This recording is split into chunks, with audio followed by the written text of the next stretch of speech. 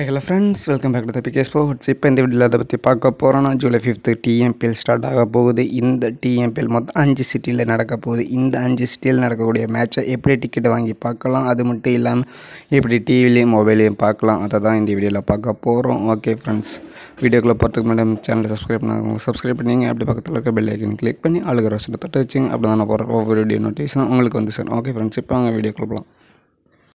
Friends, நான் ஏற்கனவே சொன்ன மாதிரி இந்த சீசனோட first match July 5th start ஆக போகுது. இந்த சீசனில் மொத்தம் 8 டீம் ப்ளே பண்ண போகிறாங்க. இந்த சீசனில் மொத்தம் 32 மேட்சஸ். சேலம், கோவை, சென்னை, திருநெல்வேலி, திண்டுக்கல் மொத்தம் 5 சிட்டியில் நடக்க போகுது. இதில் ஃபஸ்ட்டு மேட்சாக கோவையும் கோவை கிங்ஸும் சேப்பாக் சூப்பர் கில்லிஸும் ப்ளே பண்ண போகிறாங்க. இந்த சீசனோட ஃபைனல் சென்னையில் ஆகஸ்ட் 4th நடக்க போகுது. அதே மாதிரி qualifier 1 and qualifier 2 and eliminators.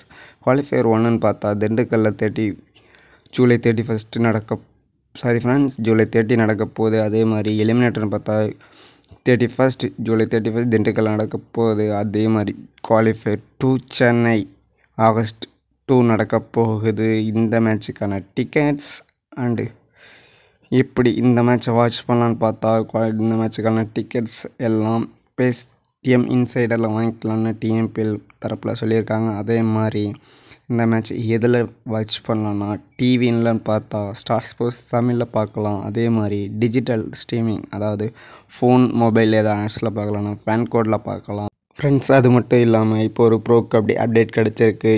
யுமோமாவோட defensive கோச்சான Jeeva குமாரை ரிலீஸ் பண்ணிட்டாங்க.